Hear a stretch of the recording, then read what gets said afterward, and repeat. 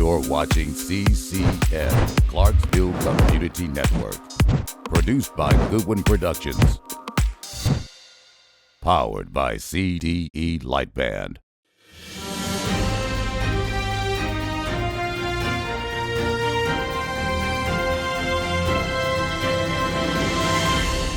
Hello, everyone, and welcome to Clarksville's Political Forum. I'm Van Stokes, your moderator for today's session, and on behalf of Leadership Clarksville and your Clarksville Area Chamber of Commerce, we're glad you could join us. In this session, we will hear from candidates who will be on the ballot in the Republican Party primary on October the 7th. This primary election will be held in conjunction with a specially called election to fill the unexpired term of District 7 in the United States House of Representatives.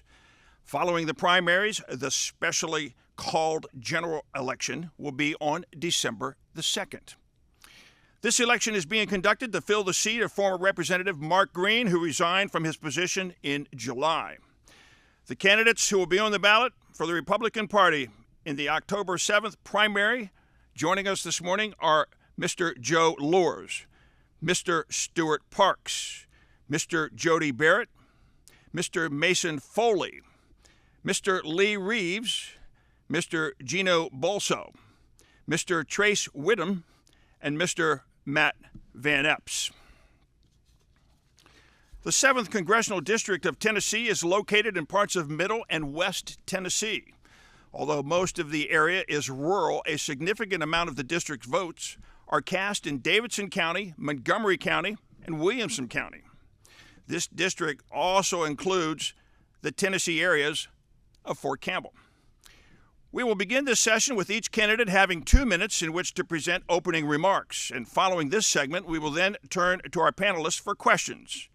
Joining us as panelists today are Mr. J. Albertia, Ms. Lorneth Peters, and Ms. Erin Yao.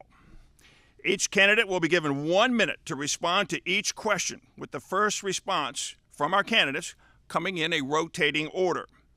At the conclusion of the questioning, each candidate will then have 2 minutes in which to present closing statements. Closing statements will come in reverse order from the opening statements. Our timekeeper will be Mr. Phil Harpel. Now let's go to our candidates for opening comments. We will hear first from Mr. Joe Leurs. Good morning. Our country's in trouble. We are being plagued by gangs, drugs, and human trafficking. All hope is not lost because Donald Trump has provided a way to move past that, to usher in the new golden age. My name is Joe Leurs. I served as a combat Marine in the infantry prior to 9/11. I couldn't leave the Marine Corps at 9/11 because the country needed Marines. I shed my blood in Iraq for the citizens of the Tennessee 7 and citizens across the nation. I became a Metro Nashville police detective and worked undercover and navigated the swamp of these gangs. The perspective that I can bring is to show the Congress and the American people that we can be safe. We can take care of each other. We can be prosperous. I learned that also by using the post-9/11 GI Bill to get my education at Lipscomb University in Nashville, Tennessee. I love this district. I've opened a few businesses. I have a U.S. patent. I am always looking for ways to better our people. Never stop learning. Never stop defending. My name is Joe Leurs, and I would appreciate your vote on October 7th. More of me can be found on my website at joeleursforcongress.com. Thank you. Thank you. Next, we'll have opening comments from Mr. Stewart Parks. I am so happy to be here in Clarksville. I want to thank Clarksville leadership and Chamber of Commerce for having me. Thank you, Phil Harple, for inviting us out here. Love being out here in Clarksville. Worked on my student pilot's license by flying with the Outlaw Airport here, doing my flight hours, and I admire the heroes that are stationed here at Fort Campbell. My name is Stewart Parks, and I'm running to serve as your next congressman because I believe that putting America first means putting you first. I'm born and raised in Middle Tennessee in District 7. I made a career out of restoring historic properties and preserving our Tennessee roots. And then the Biden administration put me in prison for supporting President Trump. Fortunately, President Trump pardoned me, and I got my clean record back and ended my wrongful imprisonment. President Trump was there for me, so I will be there for him, and together we will be there for Tennessee. I believe that our values and voices are worth promoting in Washington, D.C., which is a city known for mudslinging. As your congressman, I will be a real representation of the people in this district, which is honesty, hospitable, and hardworking. I'd be honored to have your support and ask for your vote on October 7th. Thank y'all for having me. Thank you. Thank you very much. Next, we'll hear from Mr. Jody Barrett. Thank you for having me to the chamber. My name is Jody Barrett. I am the rural candidate in this race. I was born in Hickman County, raised in Dixon County, and have been there my entire life. I'm proud to raise my family there. My wife and I have 29 years, have 3 children, whom we've all homeschooled. And my experience in coming into this race is 3 years in the state legislature, representing Dixon, Hickman, and Lewis County. And during the 3 years that I've been in the legislature, I've been hated by Democrats, hated by the purple-haired protesters. And you want to know why? Because I'm unapologetically Christian, I will not back down, and I do not give in. I'm also hated by the big PAC monies and also the fat cat lobbyists. And the reason why is because I can't be bought and I won't be bullied. The establishment types, they've not been a big fan of mine either. And the reason why? Because I stand with the people every single time. I was elected to do a job, and that job is to say what my people would say, do what they would do, and vote the way they would vote if they were sitting in the chair. I don't work for the governor. I don't work for leadership or the party elites. I don't work for the PACs, and I don't work for the lobbyists. I work for you, and I've done it consistently every single time. And what's the reward for that? Well, I get awards for being called the most conservative member of the state legislature. I get rewards for having the only person in this race to have a perfect 100% conservative voting record. And I get rewarded at home by the people who come up and tell me, thank you. Thank you for listening to us. Thank you for doing what we want you to do. Thank you for representing us well. And I'll do that for you in D.C. Again, my name's Jody Barrett. I would love to have your vote. Thank you. Thank you. Next, we'll hear from Mr. Mason Foley. Hello. My name is Mason Foley, and I am running to fight for the American middle class and be a common sense voice for the next generation. There's this quote from President Reagan that I love that says, "Freedom is only one generation away from extinction." And I think it's time for my generation to pick up the torch. I grew up in this district, went to public school here, and then went off to Clemson University in South Carolina, where I became student body president. I then worked up on Washington, D.C. on Capitol Hill, where I learned how to fight for your constituents and learned a lot about the legislative process. Then I moved back to Tennessee and started working at a healthcare startup company when we started in 7 counties in West Tennessee and helped expand the business to 26 states. Throughout that process, I really learned what it meant to be a Republican. If I'm lucky enough to go up to Washington, D.C., I'm going to fight with President Trump to make sure that we continue the job on immigration and the opioid crisis. Make sure that we continue the job on national security and make sure our troops aren't fighting in wars that they don't need to be in. And also, I'm going to fight to protect Social Security and Medicare. Again, my name is Mason Foley. I'm going to be a fighter for the American middle class and be a common sense voice for the next generation. And I would really appreciate your vote on October 7th. Thank you so much. Thank you for those opening remarks. Next, we'll hear from Mr. Lee Reeves. Thank you. My name is Lee Reeves. I am a Christian. I'm a husband to my wife, Claire, for 22 years. I'm a proud father of 3. I'm a recovering attorney, a small businessman, and a member of the Tennessee State Legislature in the House. I am running to stand with President Donald J. Trump and his America First agenda. We must permanently close the border. We must end illegal immigration. We need to defund sanctuary cities and sanctuary states. And we must end the birthright citizenship loophole. And I'm ready to get to D.C. and work on those things. But we also have to restore fiscal sanity to Washington. We have to balance our budgets at home around our kitchen tables. Washington should do the same thing. We must pass the rescission bills and pass a balanced budget amendment. I have been effective in my time in the legislature. I've passed 7 bills into law over the last year, which is as much as some pass in 3.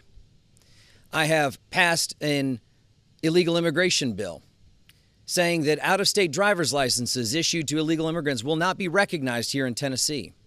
I have passed a law on election integrity, ensuring that we can vote in our county primaries.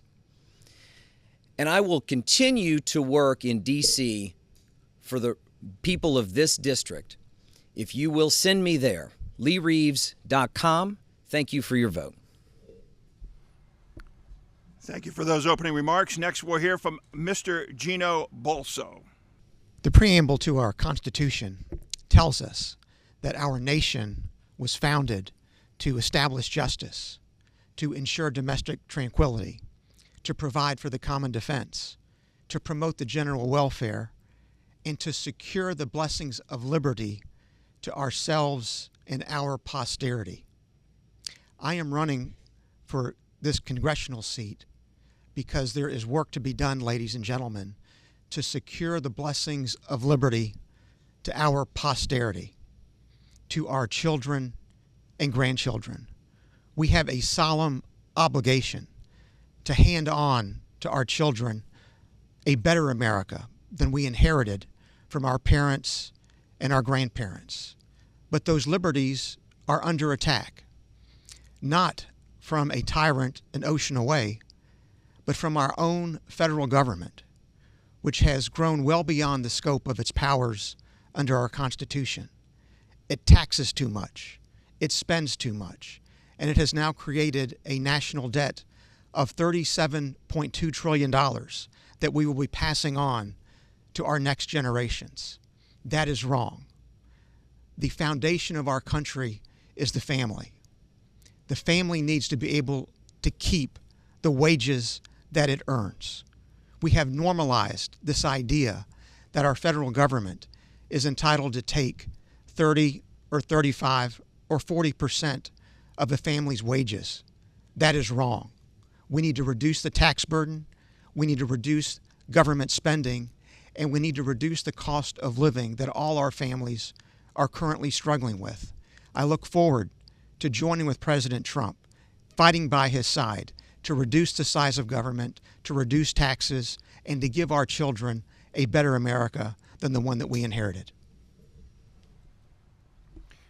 Thank you very much. Next, we'll have opening comments from Mr. Trace Wittum. Good morning. My name is Trace Wittum, and I grew up in a time hearing when they would call good evil and evil good. And with the recent events in our news and what's happening in Minnesota and here locally in Tennessee, my alma mater, the University of Tennessee, Chattanooga, we're worried about guns on campus. I started my career on a college campus, and so I understand the challenges there and what's going on. One thing I'm very proud to do is I'm helping President Trump pass out Bibles in our school. My campaign's about faith, family, physical sanity, and this is important to me because this is faith. This is the Constitution. It's the founding documents of our country, and it's the King James Version of the Bible. And why that's important is because if we can't pass these out in our school and we allow them to speak to counselors that he can't help them figure out if they're a boy or a girl or what restroom to use, we need a real moral compass in the classroom, and that's the Word of God. I spent 11 years working in the Tennessee Senate behind Senate appropriators, working with the Speaker Pro Tem and the Senate Finance Ways and Means, finding out what was important to you in our Tennessee checkbook, what the values behind our checkbook were. Tennessee's a lot like a family. You know, we would probably drive a Volkswagen. We're very cautious with our money, and we don't overspend. So we don't understand why Washington politicians keep tacking on trillions of dollars to the debt. We're $36 trillion into debt. They added $4 trillion to the debt ceiling. And a lot of folks running for this office still think that's okay. I don't. My name's Trace Wittum. You can go to tracewittum.com to find more about me, and I look forward to having a conversation today. Thank you. Thank you very much. Next, we'll have opening comments from Mr. Matt Van Epps. Hi, good morning. Thanks to the Chamber and Leadership Clarksville for having us. I'm so excited to be here. I'm a first-time candidate, and my name's Matt Van Epps. I'm honored to be and so excited to be here. I'm a Christian, a husband, a father. I'm a conservative and a combat veteran. I'm a West Point graduate, was part of the class of 9/11, went on to serve as an Apache attack helicopter pilot, deploying for 12 months to Iraq. After coming home, I assessed and was selected for the 160th Special Operations Aviation Regiment and served right here at Fort Campbell, living in Clarksville. Deployed 8 times to Afghanistan to take the fight against terrorist high-value targets. After leaving active service, I went on to work in small business and served in state government. Most recently as the Commissioner of the Tennessee Department of General Services, where we were honored to earn a Top Workplace Award, and we were doing Doge before Doge. So why am I running? I'm running because duty, honor, and country is core to who I am. My mom was raised very poor. My dad was lower middle class. He was drafted into Vietnam and served as an infantryman and tunnel rat, and he had a really hard combat experience. Neither my mom or dad went to college, but they raised my brother and I and gave us an opportunity, and we're both West Point graduates because of that, because of their investment in us and in our education. I'm running because I have a young daughter, and I want what's best for her and her generation, to keep them safe and secure, to get them to put their phones down and get back outside and play. I'm running to serve all of us and fight really hard for our district, to build strong teams, to work on infrastructure, workforce development, and education. I'm honored to be endorsed by Congressman Mark Green, who called me a true warrior. Together, we will take this fight forward, and we'll make our district, our state, and our country secure with great opportunity and prosperity. I look forward to earning your trust and your vote. For more information, my website's mattfortn.com. Thank you. And thank you, gentlemen, for the opening comments. We will switch gears now and turn to our panelists, who will have a number of questions each of you will respond to. The first question will come from Mr. J. Albertia, and the first response will come from Mr. Joe Leurs, and then we will work our way through all of the candidates on every question. Gentlemen, mine's going to be a very simple question, I think, so we'll see. We've seen your flyers, we've read your bios, but I want to know what you think differentiates you from the other candidates. A lot of people are saying, I see a lot of the same things, but what differentiates you from everyone else here today? Thank you for the question. I came from literally nothing. Middle class, living in Middle Tennessee. My parents didn't go to college. I joined the military because I needed that discipline and a path forward. After the military, I became a police officer, worked my way to being a detective, working in gangs and narcotics, working in an undercover capacity to keep the community safe. One thing that sets me apart from most people is I don't have student debt because I used the post-9/11 GI Bill, which is a benefit that all veterans get. The left would tell you that we should forgive student loans. I would tell you, serve your country, be bigger than yourself, and then get the benefit, and then move forward in life and enjoy all the blessings that America has to offer. Next, we'll hear the response from Mr. Stewart Parks.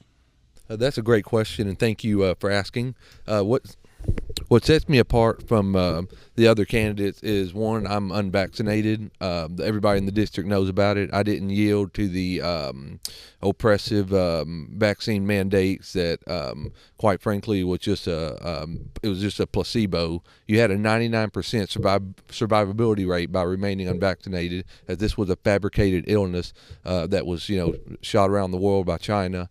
What else sets me apart is I'm the only candidate in this race that was there at January 6th, taking up for our country. January 6th was the most shocking, most serious times in our country since World War II. That was when the communists took over via election fraud, and I went to prison for being a Christian conservative Republican. And during that time period, if you went to prison, that was like a badge of honor. It was to show the world that you were the real deal.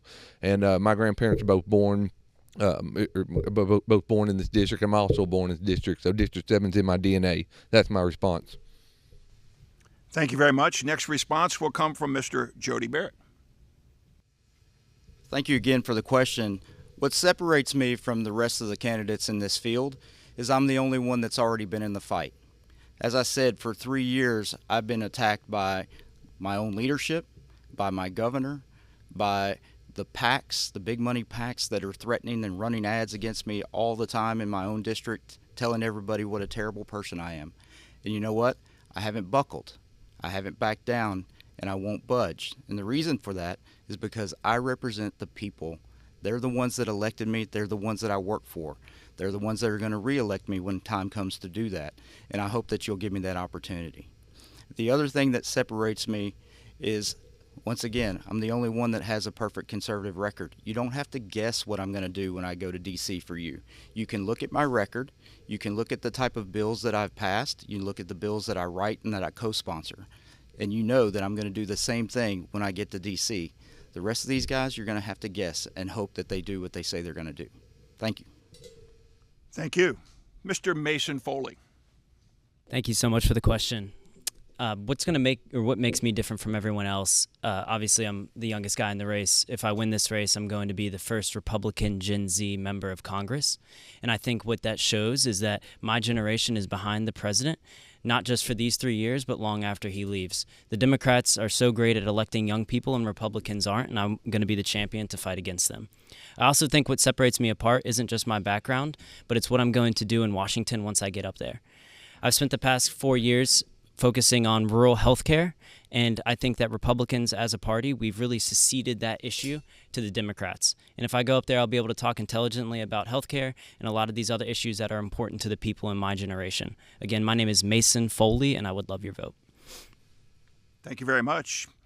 Mr. Lee Reeves. Great question, Jay. Thank you very much. I think two primary things separate me from my opponents.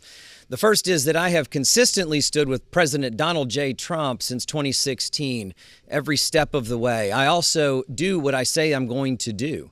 I've been effective, and I've proven that in the legislature. I have stood with President Trump on election integrity matters. I have stood with President Trump on his illegal immigration.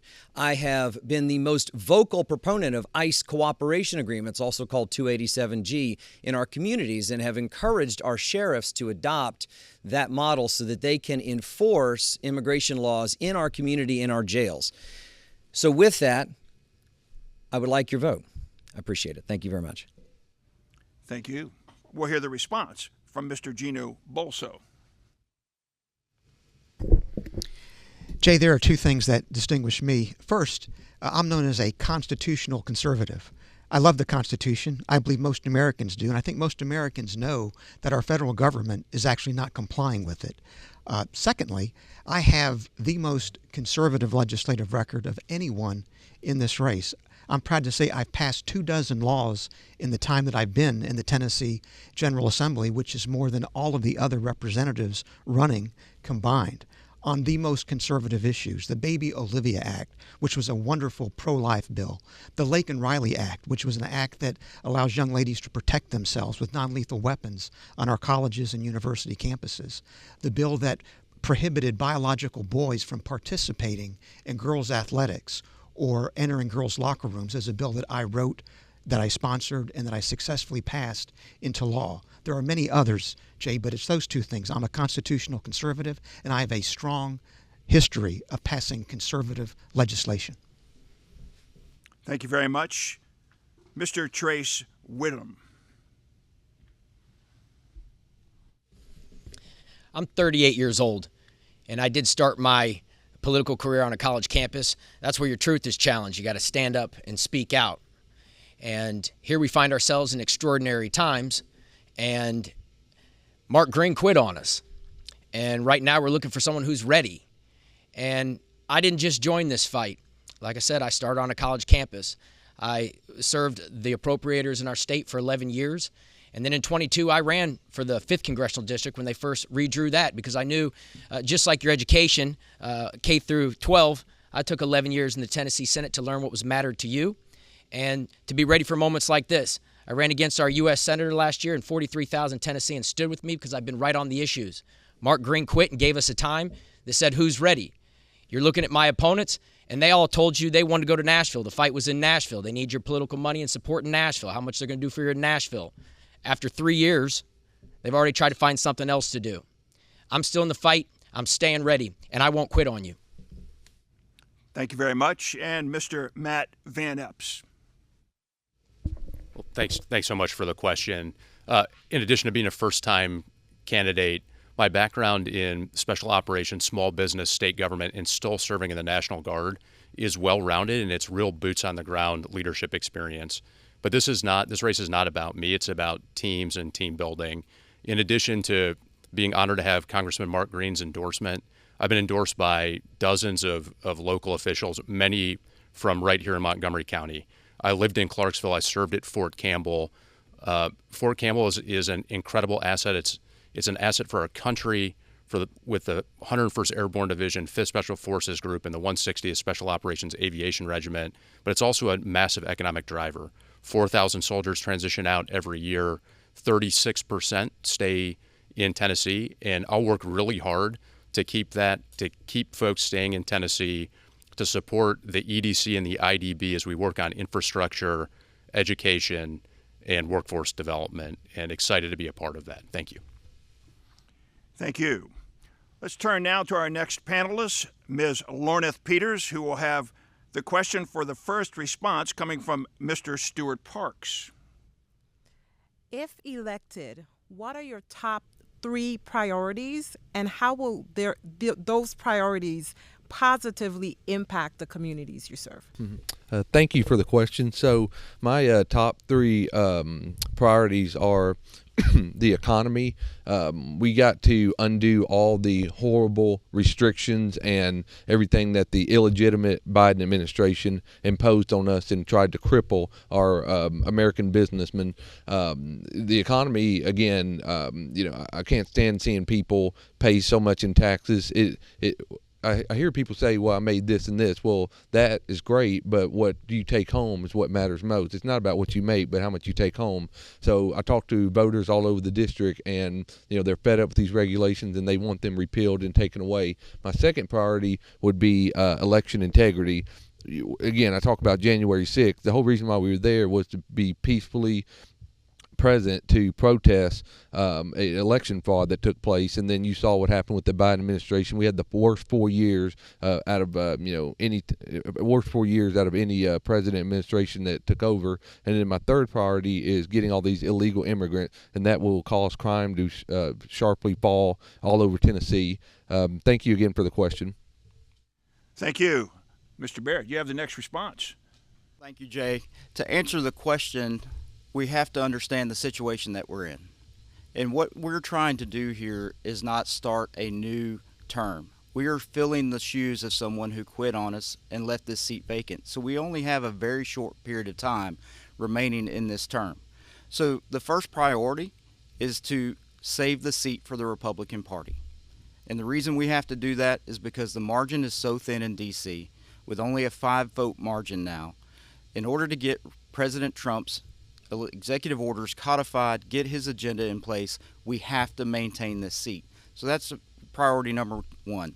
Priority number 2 after that will be to put a staff together, get somebody on staff so that we can continue to do the constituent services that the people need. And priority number 3, save the seat again in the midterm for the Republican Party. That's what we're doing here as a Republican primary. We're trying to find somebody that is going to be able to save this seat for the party and save the majority for the president. Thank you. Thank you. Mr. Foley. Thank you. I like to put my priorities into two buckets. The first being supporting the president. And like I mentioned in my opening statement, I want to support the president on continuing the job on immigration and the opioid crisis, making sure that we don't send our troops into wars that they don't need to be in, and also protecting Social Security and Medicare. The second bucket is constituent services. I think that if you look at D.C., we have 435 members. Whoever wins this seat is going to be at the bottom of that. The number one thing that you can do in this role is put together a world-class constituent services operation and pick up right where Mark Green left off and maybe potentially make it a little better. So again, my name's Mason Foley, and I would really appreciate your vote this fall. Thank you. Mr. Lee Reeves. Thank you, Lorneth, for that question. The top three priorities are simply, first, I want to support Donald J. Trump in getting his agenda across the finish line. We have a very slim majority in Congress, only 5 seats, and only 1 seat really could be the difference in making sure that we are picking up yardage on that football field where President Trump is our quarterback or not. And I want to support that agenda. The second thing is I've already announced my first bill will be to close the birthright citizenship loophole that is a magnet for people to come to the United States illegally. We need to put a stop to that. I believe that the decision by the Supreme Court over 100 years ago was wrongly decided, and a lot of legal scholars believe the same. And the last is to support the fiscal responsibility of the government, and we have rescission bills, which are returning money back to the Treasury, that we will have to vote on probably in December after somebody's sworn in. Thank you. Thank you. Mr. Gino Bulso.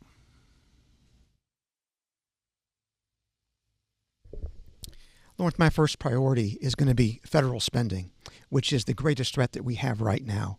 As I mentioned earlier, we have a deficit, a federal debt of $37.2 trillion. Right now, we're running annual deficits of $1.5 to $2 trillion every year. That's unsustainable. We need to reduce the size of government and get spending under control. Newt Gingrich actually passed 4 consecutive balanced budgets in the 1990s. We need to get back to being able to do that.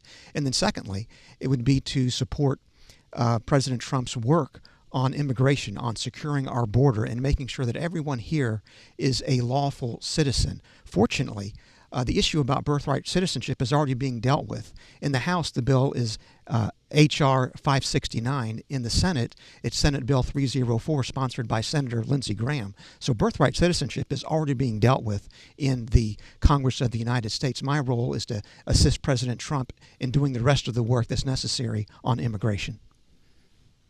Thank you. Next response from Mr. Trace Wittum. Well, of course, we're going to support President Trump. I'm going to support President Trump. But the district, housing, health care, and affordability is extremely important to me. I go to the grocery store, and every time I'm in the line, they're talking about the price of groceries. I talk to young families that want to start, and they can't afford homes. It's hard to start a family if you can't afford a home. Those are important. The nation, I would talk about the debt, the national debt. I'm 38 years old. We're not in financial health. Our enemies are taking us down domestically through our debt with big spending, getting us to buy expensive things that, quite frankly, for things that Tennesseans don't approve of and we wouldn't spend our money on. So I'm certainly not going to put it in any big, beautiful spending sprees for us. Personally, we need to codify a digital Bill of Rights. We're in a changing time. Artificial intelligence has taken over. And you do have a digital personhood. You look at the 14th Amendment, we talked about real people in this country, and you're a real person online. Every time you like, click, and scroll, you are a digital person, and the economy is behind it. And if we don't codify you, they're going to take your money like you don't exist. We've heard of this before.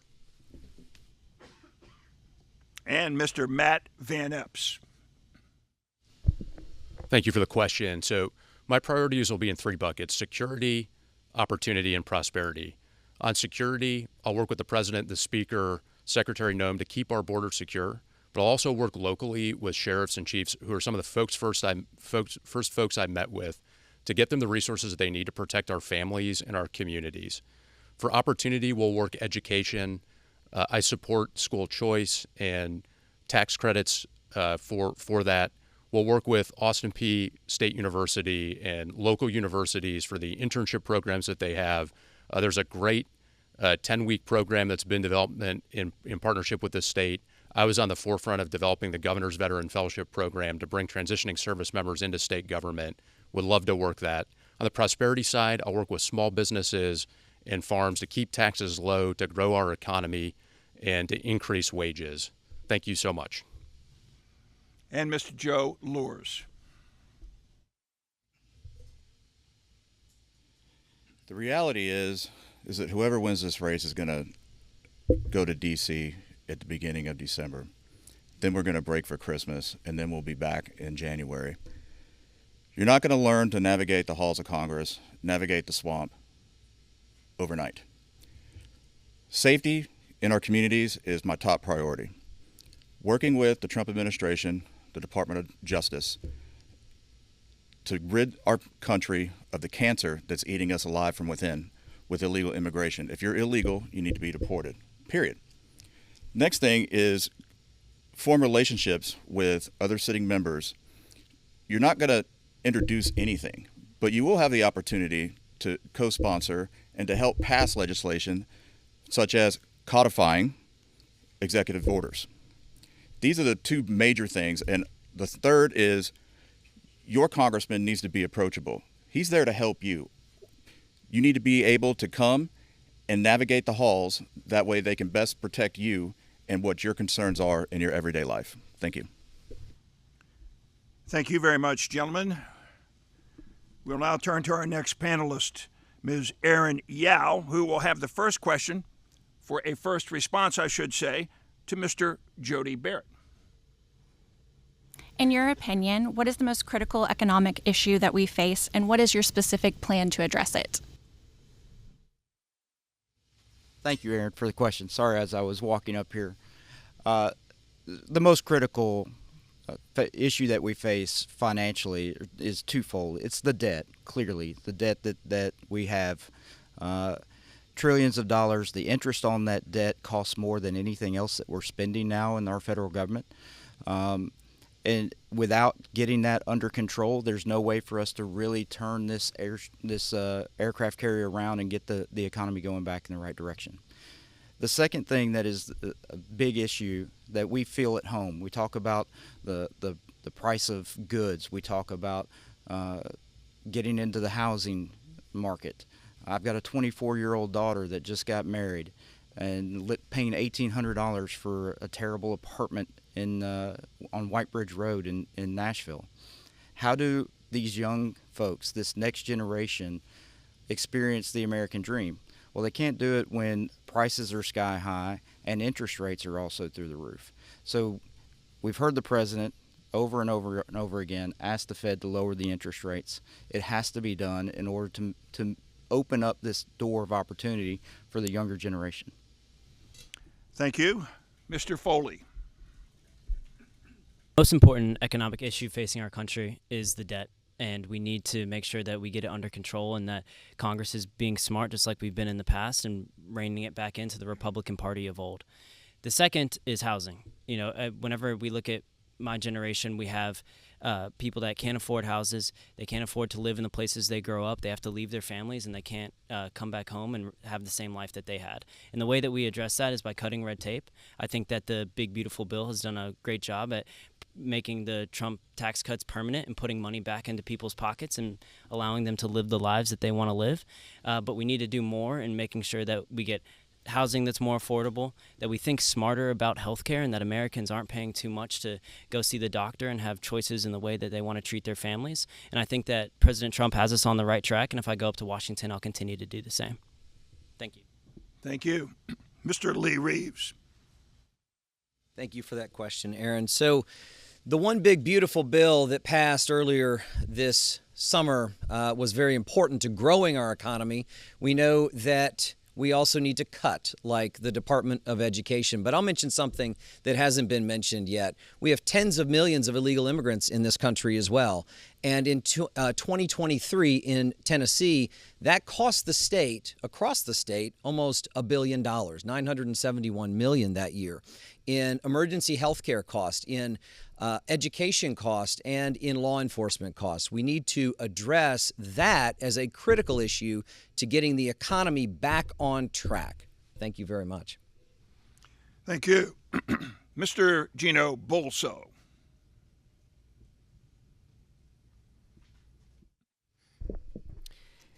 Erin, the most significant economic issue that our country and families face is clearly the cost of living being out of control. It's so difficult for young families to actually make their way in life because of the cost of housing, the cost of food, the cost of transportation, the cost of everything.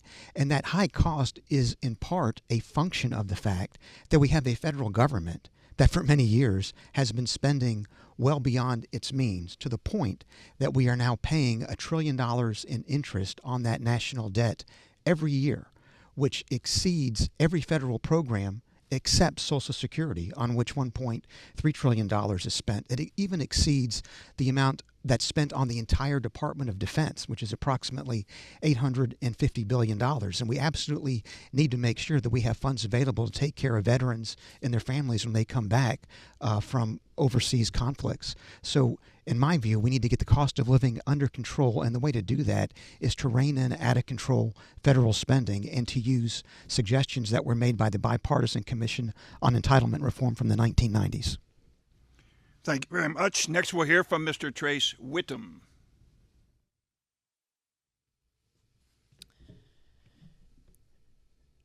This debt is nothing new. It just keeps accumulating, and there's always good reasons to keep the government open and kick the can down the stream and keep adding to it for big, beautiful reasons or whatever. Because there always are good reasons, but sometimes there's always good ideas but not enough good money to pay for them. And so that's a big problem. You got to find the right appropriators. The point is, we've been put in this mess since the 16th Amendment, which I talk about trying to repeal the federal income tax.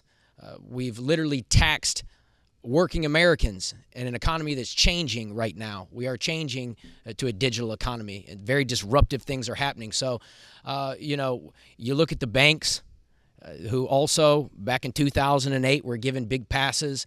They've just put us in a big financial chaos, and people can't afford to live.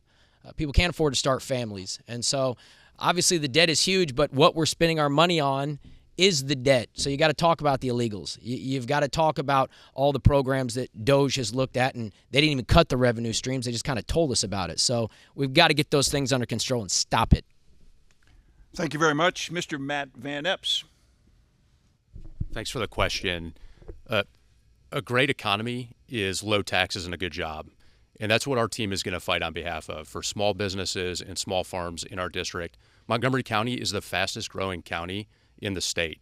And with that growth opportunity, we've got to fight for infrastructure. And that's what our team will do. We'll fight to complete the 840 loop, to expand I-24 from mile marker 12 to exit 40, which also brings incredible opportunity. That expanded frontage has opportunity for big box stores. And with that growth, we should keep working to increase wages. When companies come here and they have higher wages than the county median, then it increases disposable income for folks. That increased disposable income is good for families. It's good for small businesses, and we're gonna fight really hard to do that and to have low taxes and support business. Thank you so much. Thank you. Mr. Joe Leurs.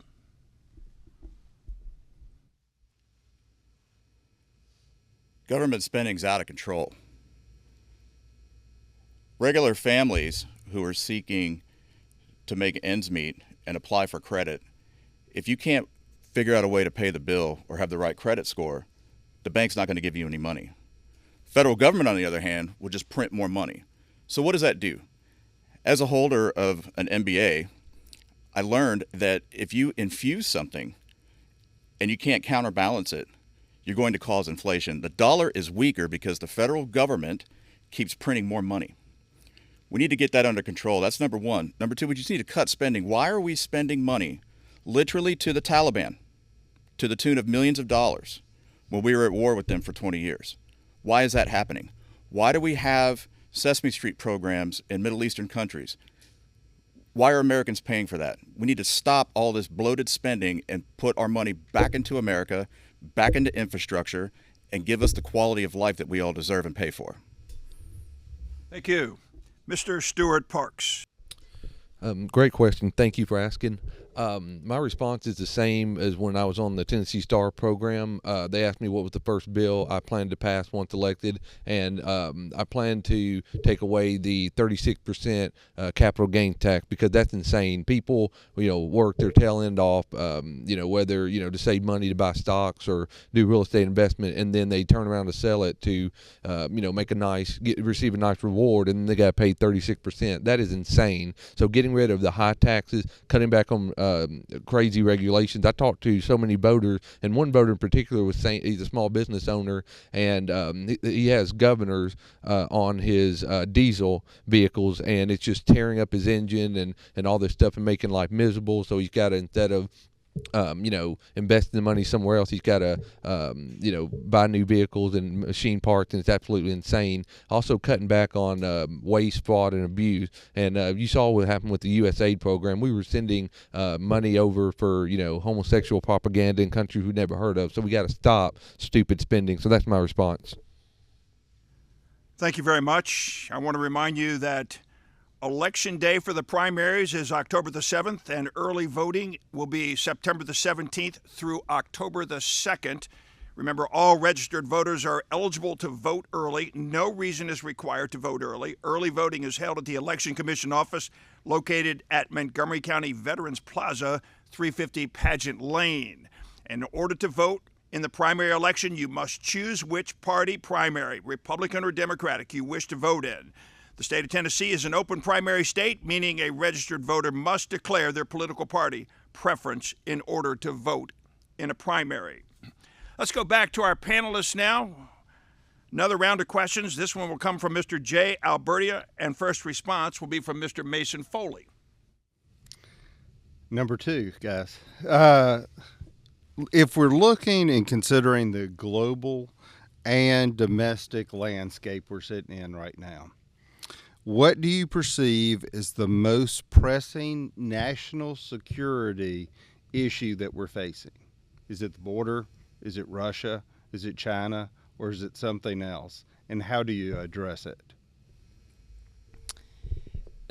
The greatest national security issue, no question, is immigration and the border. And I think that President Trump has done a great job through the Big Beautiful Bill, making sure that we have funds necessary to ensure that ICE is going to be able to complete the operations that they need to complete.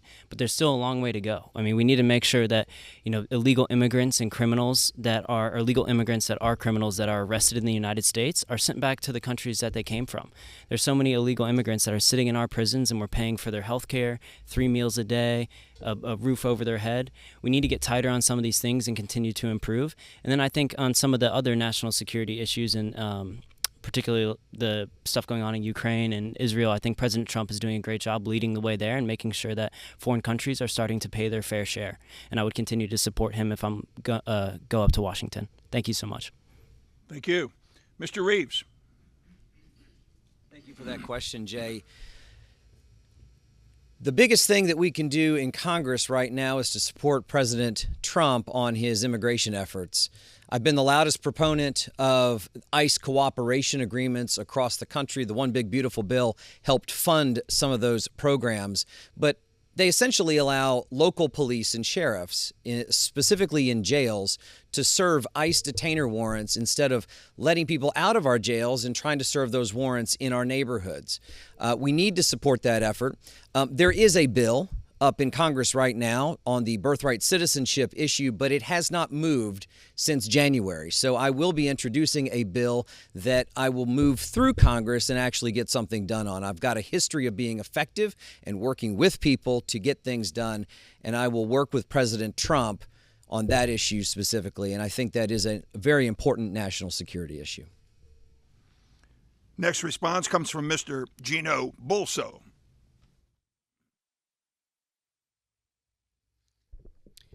Jay, I think China is clearly our greatest international threat. When you consider its military capabilities, when you consider its aggression in the South China Seas, when you look at the industrial espionage in which it has engaged, when you consider the theft of intellectual property, it is a problem that I'm proud to say President Trump is now addressing, because when you're dealing with international leaders, you need someone who's recognized as a strong leader, as President Trump is. I'm proud to say that one of the things that we were able to do in our General Assembly is to pass a law that prohibits farmland ownership by hostile foreign governments, including China. That was a bill that I co-sponsored, along with Jay Reedy, a wonderful representative who sponsored that legislation. So China is not just an international threat, it's also a domestic threat when it is now attempting to purchase farmland, especially farmland close to military installations across the entire United States. We stopped that here in Tennessee. Mr. Trace Wittum.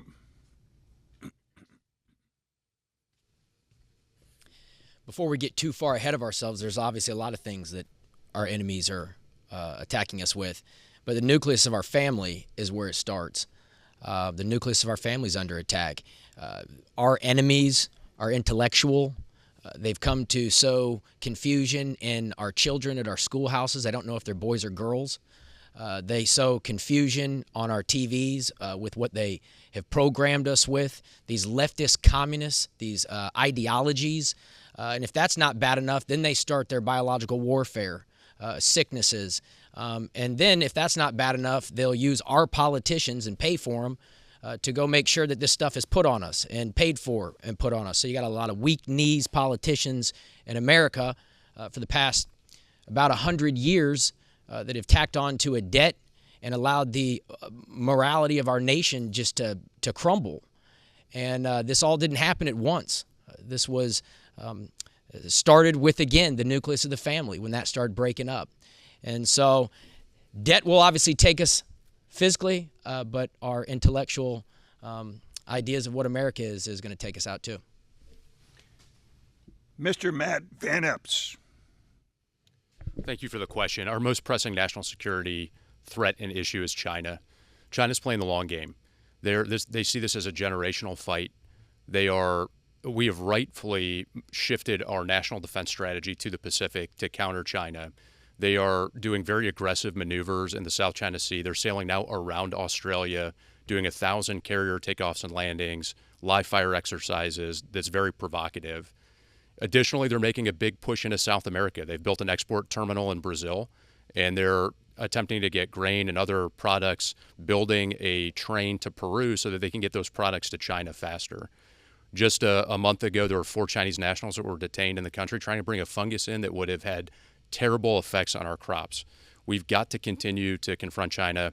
As a West Point graduate, I was a political science and international relations major. I've deployed 9 times to combat leading missions of national importance. I know what it takes to get this job done and to stand against this long-term threat. Thank you. Thank you. We'll hear next from Mr. Joe Leurs. The echo is China, but it's also domestic, because our open border throughout the last 4 years, military-age males were crossing. We weren't seeing what the left would have you say as far as families coming over for a new life. These are military-age people that are coming over here to hurt us. Even the Biden administration, DOJ, said that there are terrorists in our country.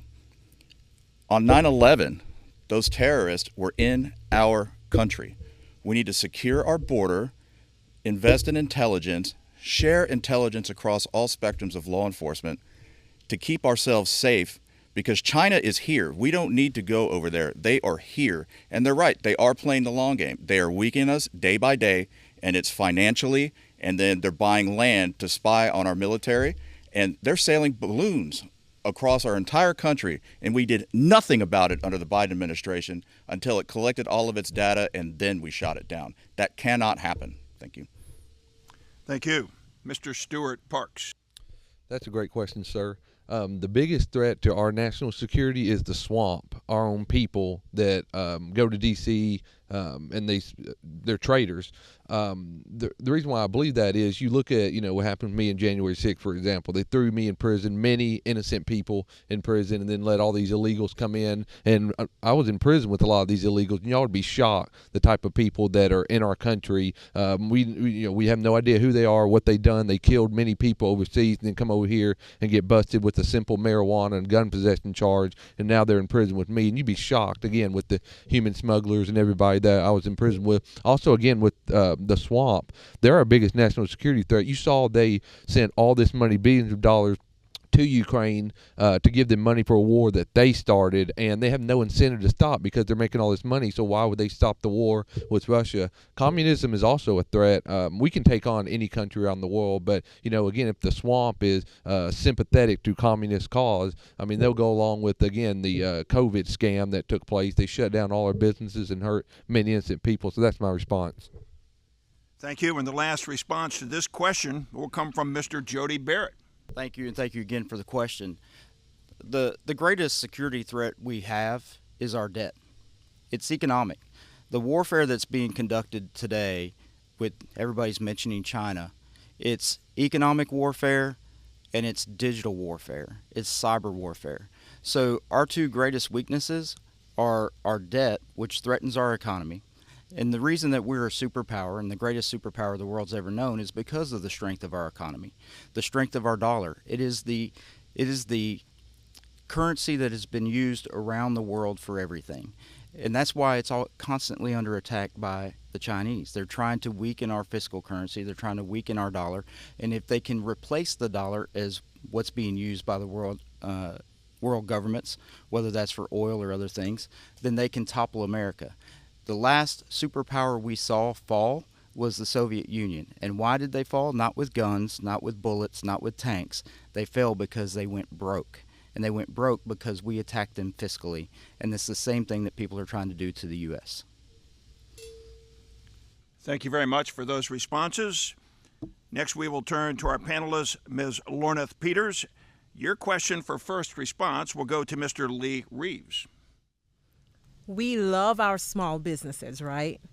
So what are some things you plan to do, if elected, to continue supporting small businesses, their growth, and the sustainability of the small businesses? Well, thank you for that question, Lorneth. So in the State House, I serve on the Finance, Ways, and Means Committee. I've been asked a number of times what committees would I like to serve on in Congress, and one of the financial committees would be ideal, but I've always answered the Small Business Committee as well, because I think small businesses undergird our entire society, from employers to employees, and that really moves our economy. So as a small business person, I can tell you, as an example, I'm in real estate. The CARES Act that was passed during COVID years still is alive in some ways and affecting small businesses. We've got to get our interest rates down. I know President Trump has advocated a 2 to 3% drop, and he's a negotiator. So I'm sure that he's picking a point, but half a point would actually make a massive difference to people across America. So I would work hand in hand with President Trump and hopefully on the Small Business Committee as well. Thank you.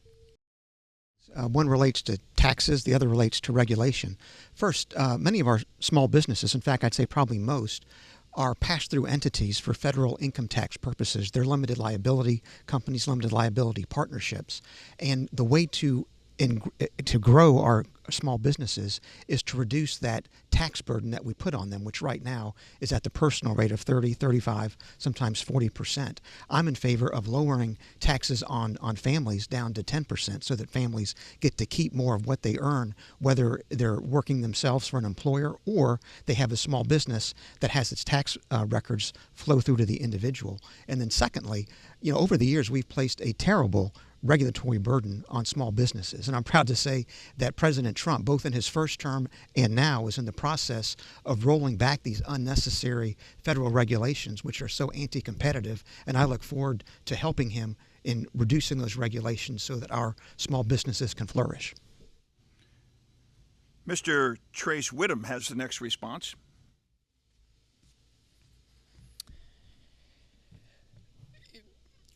Obviously, I've put out that we need to end the federal income tax, I think what you're really hearing is when you start small businesses and you work for small businesses, there's just not a lot of money in the startup of it, right? And then to keep going on it. And people don't really have a lot of money. It's even hard to get loans. So first off, just the whole startup. We want people to start a new economy once you start a new business, but then it's kind of like ready, set, go. So we've got to make sure that people have the resources and the education on where to get tools for opportunity.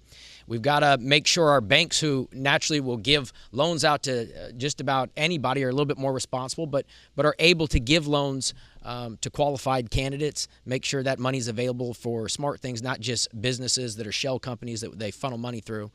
But again, we've got to release the tax burdens on them. Their corporate income tax, their employee payroll taxes. We want to make sure their taxes are low. They can offer health care to their employees, which is extremely tough for businesses to do. So we've got to incentivize them so they can take care of their people. Everything stops with the boss, and so we want to make sure the boss feels comfortable so he can keep hiring. Mr. Matt Van Epps. Thank you for the question. Small businesses, small family-owned farms are the backbone of our country. We've got to have low taxes, less regulation. I was on a call recently, and a small business owner was dealing with an issue where they're trying to get health care for their company, and the regulations were just so burdensome where they had to pass along those requirements to their CPA and to their lawyer. That's real cost for small business. So we've got to get rid of those regulations that don't make any sense. Clarksville, Montgomery County is doing an amazing job leading on this. Just at the industrial park, there'll be 4,000 new jobs in the next 5 years. That's incredible.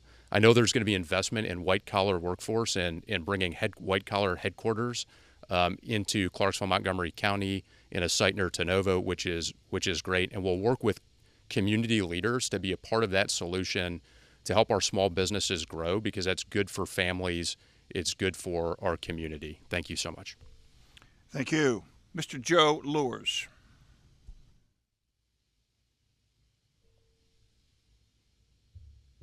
Taxes are hurting our small businesses. There's a tax for everything, payroll tax, taxes on what goods that are being sold.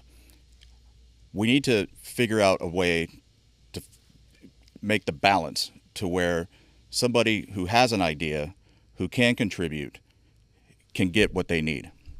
Now, we need funding. Why is it a bank will give an 18-year-old college student $250,000 for a college education with no credit check? Just happens. Why can't we reinvest in small business? As a small business owner, I've cut through a ton of red tape, and it takes years, and it shouldn't be that way. Taxes are burdensome, and at the end of the day, small businesses are being stifled because there's too much government. And by pulling the government back, it'll allow the small business to thrive. Mr. Stewart Parks. Great question.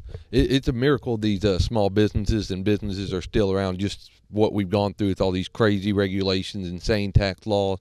Own several successful real estate companies, and I've come across many just ridiculous local, state, and federal regulations that have tried to halt my progress. So I totally understand where these small businesses are coming from. I do want to say this. I think the Fed Chair, Jerome Powell, he definitely needs to resign, be fired, whatever have you, because he's keeping this interest rate just insane. So it's hard for successful business owners and small business owners to have access to capital to grow their business. Again, I've said it many times, we got to cut back regulations with these green energy scam. I mean, it's insane what they've done to, in the name of environmentalism, hurt our small businesses. Again, keeping taxes low, regulations, you got to roll them back.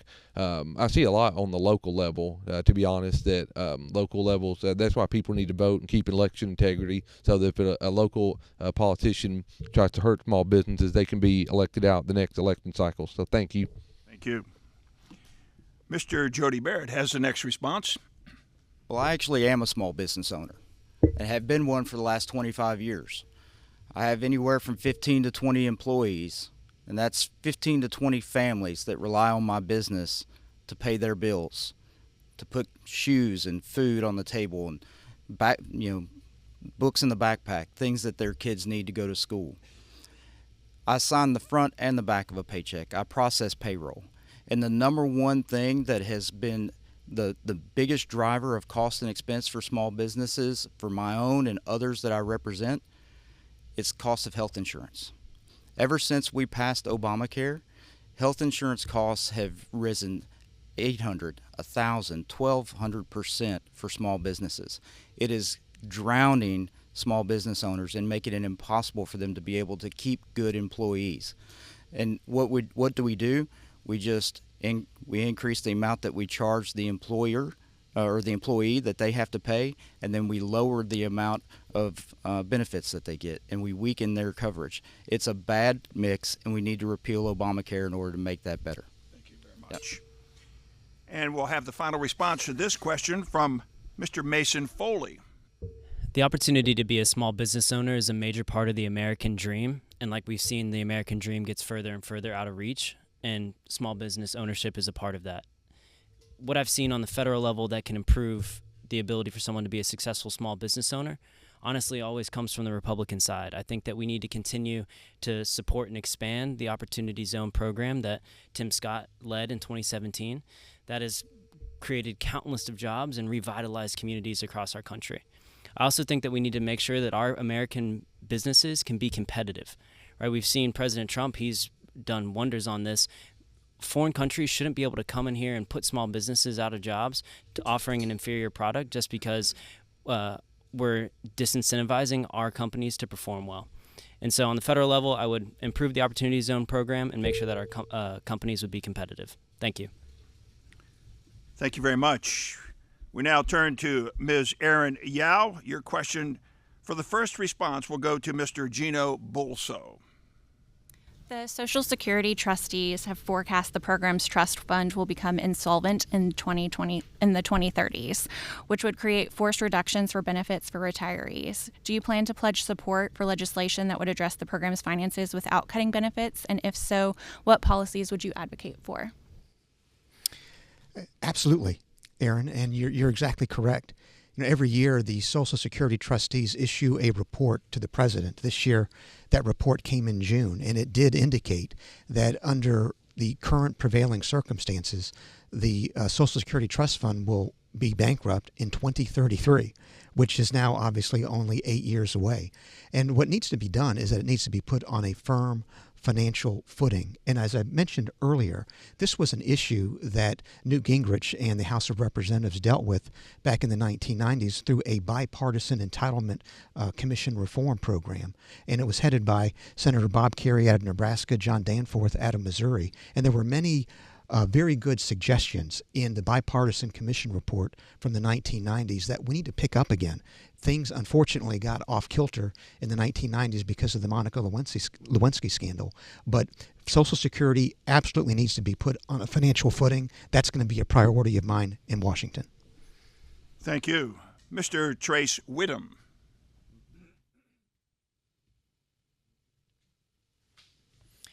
Again, although I'm 38, this is important because I've paid into it.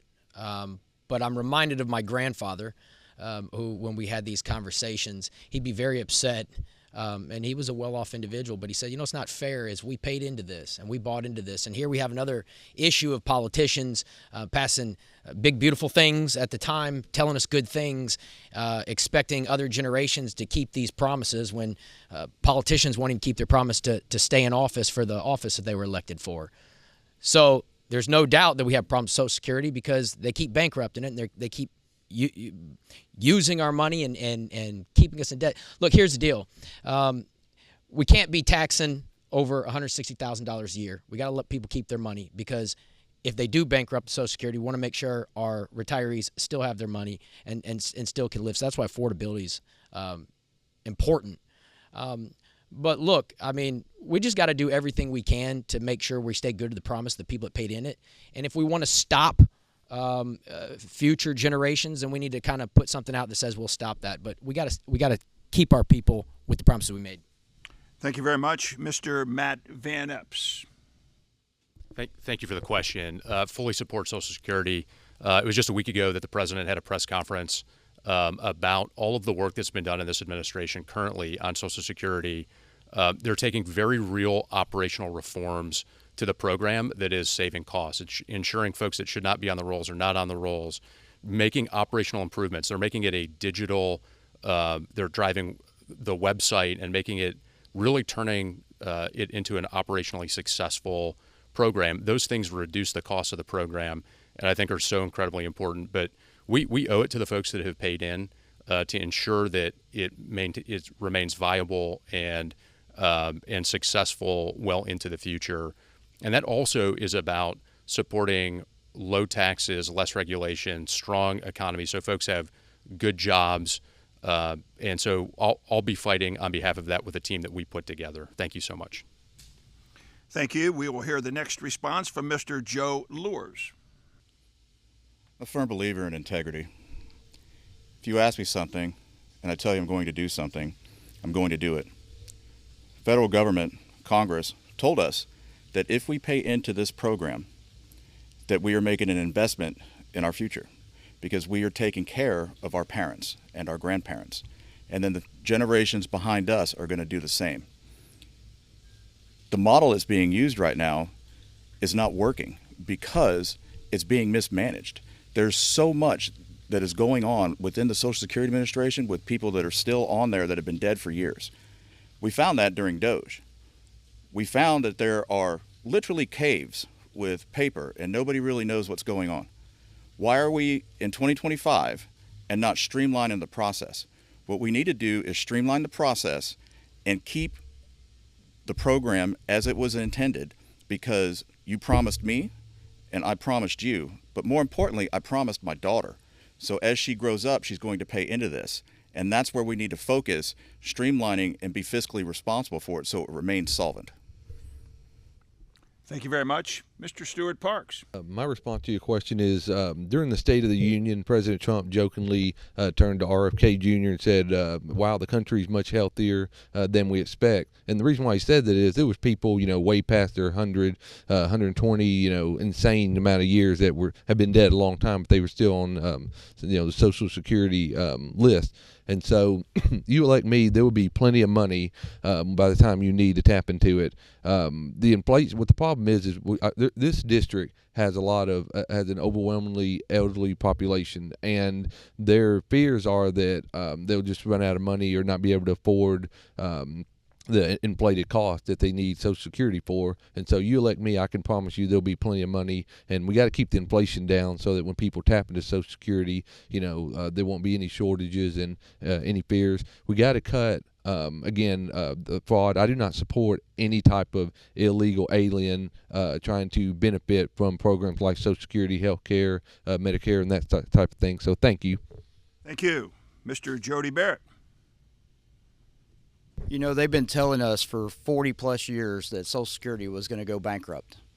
And just like our federal government, where we keep running up against these continuing resolutions and we create the crisis that, oh my gosh, if we don't fund this, if we don't raise our debt ceiling, if we don't go borrow more money, we're going to have to shut down the government. They've been doing the same thing with Social Security. And what is the definition of insanity? Doing the same thing over and over again and expecting a different result. The problem is that we have weak Republican leadership, weak Democrats that are in D.C. as lifetime politicians, career politicians, that don't want to solve the problem. Because if they have to really address the problem, then they might have to do something uncomfortable. And if they do something uncomfortable, then they might not get reelected. If you send me to D.C., I'm ready to go up there and do the hard work. I'm going to do the things that have to be done in order to get the job done.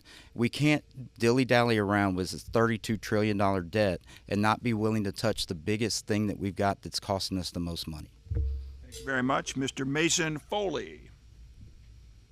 If you send me up to Washington, I will protect Social Security and Medicare.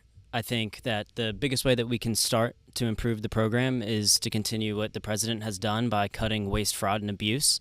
But I also think, indirectly, we need to think about how we incentivize our population to have more children. It's so hard to raise a family now. It's so hard for people to come to the decision to have a kid, and we can get into all the details, but making sure that we follow the lead and make sure that we're have these child tax credits used in the way that they need to be used, but also making sure that we put more money in people's pockets so that they can chase the American dream. Like we mentioned earlier, President Trump's big beautiful bill has put money back into people's pockets, and it allows them to think that they have a chance to own a home, start a family, and live the lives that our parents lived. So thank you so much. Thank you. And our final response for this question will come from Mr. Lee Reeves. Thank you for that question, Erin. It's a hard question to answer because the federal government borrowed against the Social Security savings account long ago. That money has been spent. But President Trump, I think, has put us on the right track with DOGE and finding out that checks have been cashed by family members for long dead relatives, and we're cutting that fraud and abuse from that program, which puts money back into the program. He's also said that we're not going to tax Social Security money, and that actually puts more money into the pockets of those receiving Social Security. But even more than that, he said we have to grow our economy in order to work our way out of the fiscal mess that Washington is in, and we have to do that. And the One Big Beautiful Bill is a start to that, but President Trump has a number of other programs and initiatives that he wants to put through. I'm going to Washington to stand alongside him to do exactly that and grow our economy. Thank you. Thank you very much. We have time for 2 more questions from our panelists before we go to closing remarks from our candidates. Next question will come from Mr. J. Albertia. It will be addressed to Mr. Trace Wittum for the first response. I've got about 50 questions, guys, so I'm sorry. One of the things that you've talked about so far is the slim majority of the Republicans right now in the House. We talk about the country as very polarized in one sense or not. And we see a lot of folks in Congress are living off sound bites versus actual work. What is your willingness to cross the aisle? Because we have some major issues with the border, with national debt, with national security. How do you reach across the aisle in this atmosphere? Well, I'd like to think I'm a pretty likable guy. I think first off, you got to kind of reach out to people and meet them where they are. Unfortunately, we do live in a very polarizing political climate. We have leftist communists in this country, and they got a lot of money, and they're paying protesters and random people from Facebook groups to show up places and destroy our buildings and taunt our elected officials when they're trying to do the right things. So it's really hard because there's zero way I could ever stand with those people. They're disgusting. And not just the illegals, but they need to get out of our country.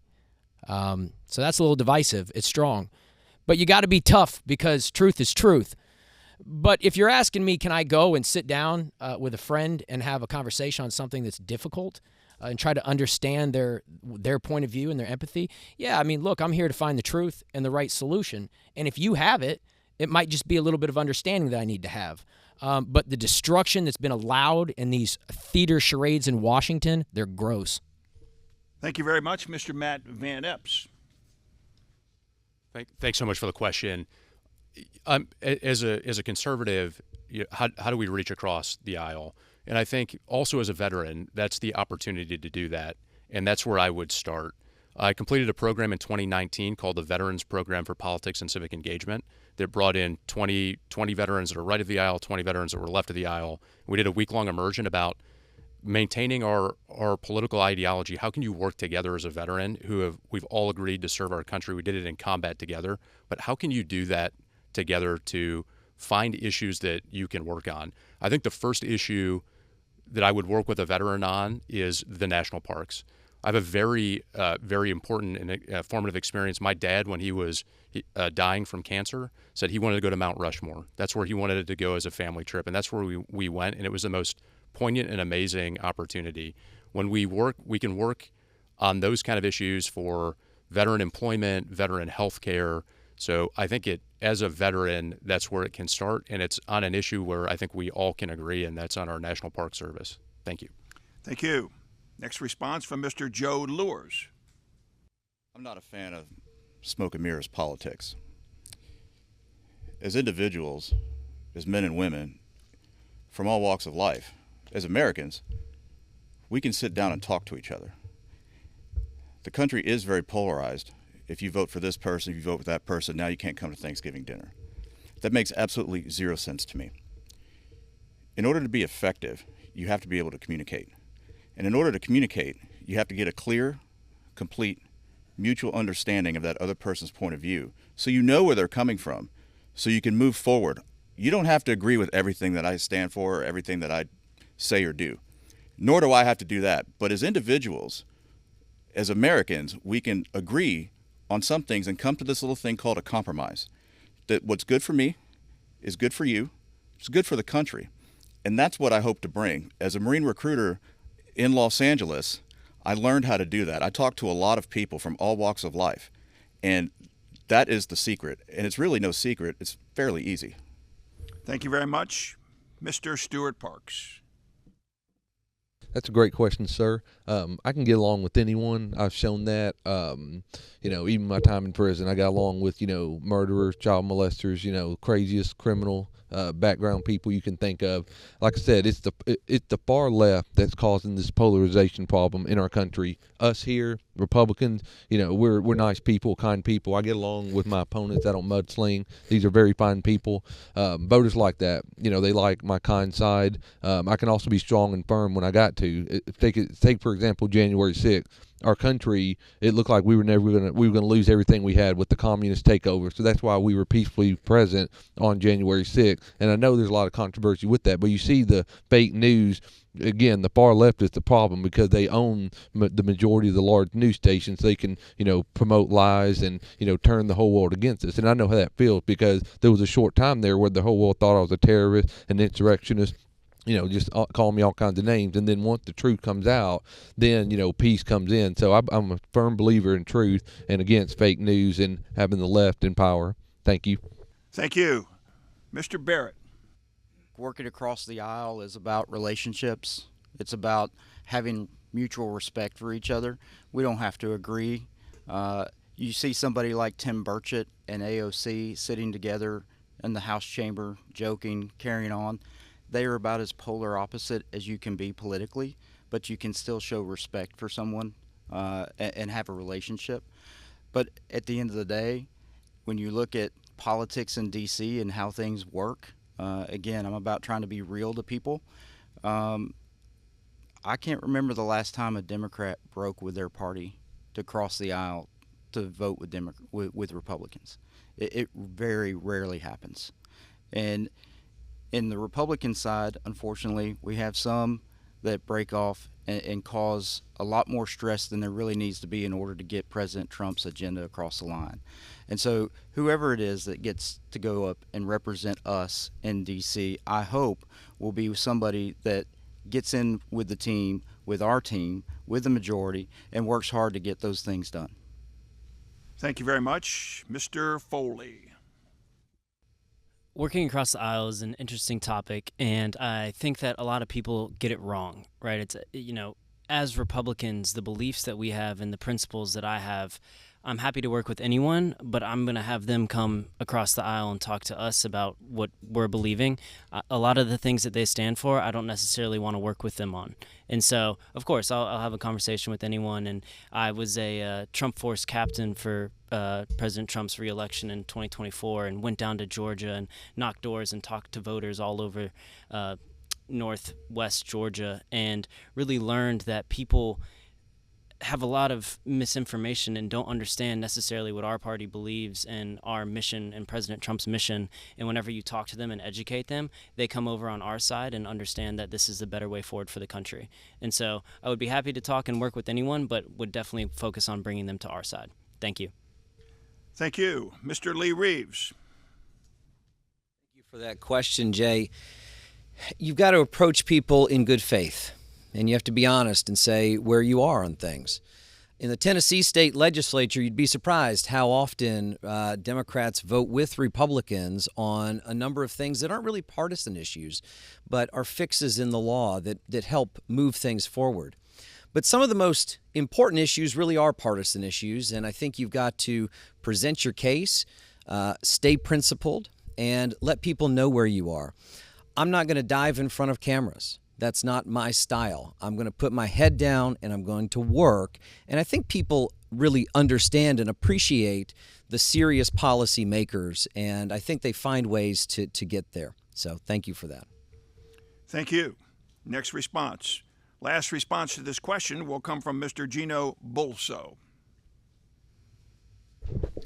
Jay, the answer lies in looking at the example of our 40th president. You know, President Reagan, in his farewell address to the American people, said, quote, "I did not do anything that you did not do for me," close quote, referring to the American people. That obviously echoes the same sentiment that Abraham Lincoln expressed in that first debate with Stephen Douglas in 1858 in Ottawa, Illinois, where he said, quote, "Public sentiment is everything. With it, nothing can fail. Against it, nothing can succeed," close quote.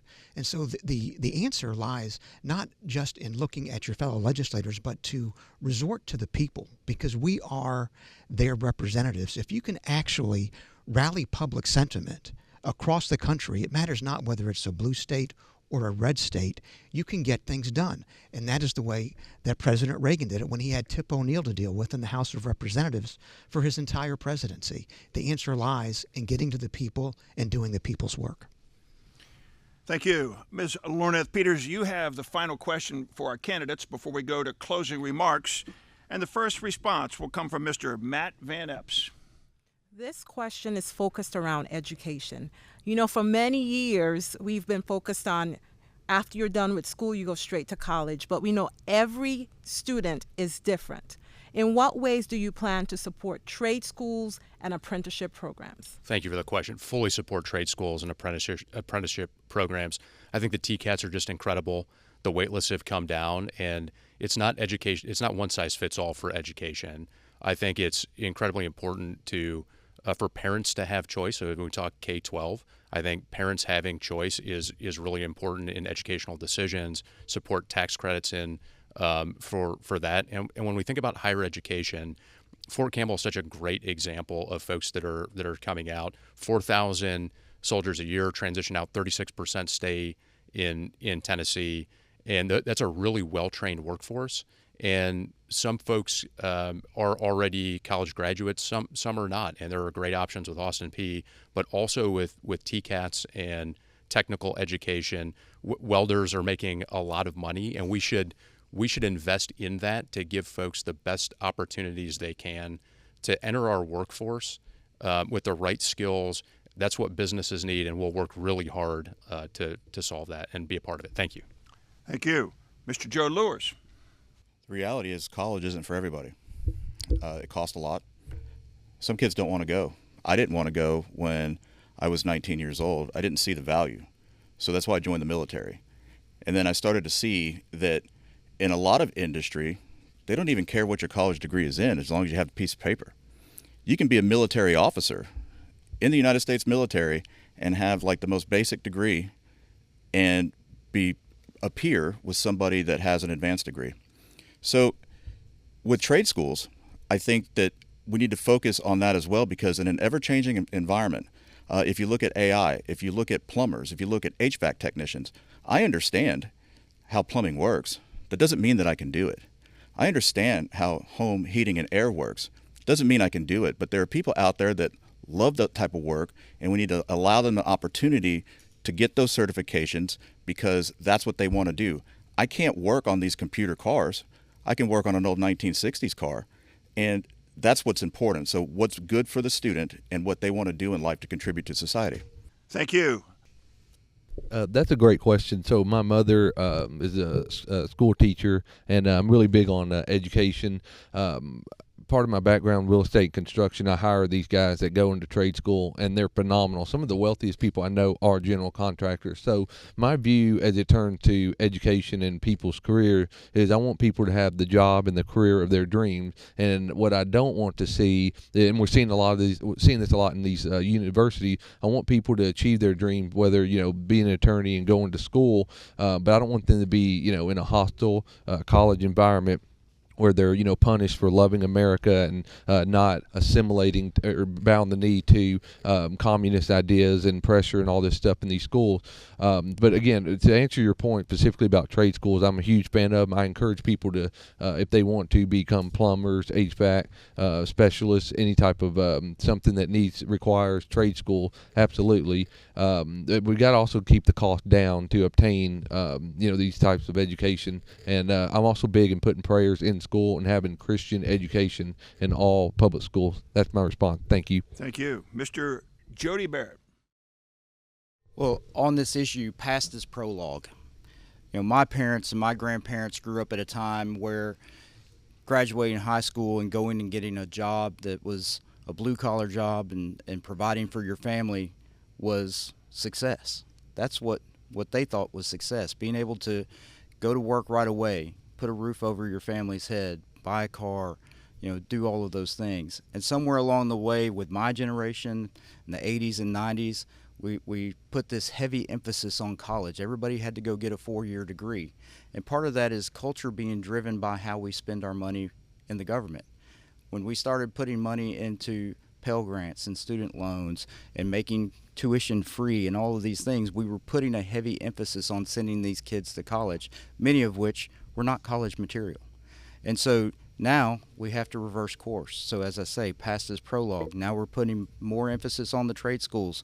We need people like Mike Rowe and MicroWorks to continue to be pushing the benefits of going out and getting a job and working with your hands, because there's a lot of money in that. Thank you. Mr. Foley. Thank you so much. I think that, Tennessee, we've really led the way on this issue. And the biggest thing is, as a federal government, is making sure that we stay out of the way of states like Tennessee whenever they think through education. And we've done a great job with sending a lot of the money from the Department of Education back to the states, and we need to continue to make sure that that happens because, look at if Kamala Harris was president, what could happen and what they could be teaching our children or pushing down from the federal government into our classrooms. And I say this at almost every campaign stop we go to. We need to start thinking through some of these next generation problems as well. Artificial intelligence is going to teach our children. It's just a matter of if it's AI that was developed in the United States or AI that was developed in China. We saw how quickly China had TikTok take over our youth. They could do the same with AI, and we need to lead the way, and so that doesn't happen. Thank you so much. Thank you.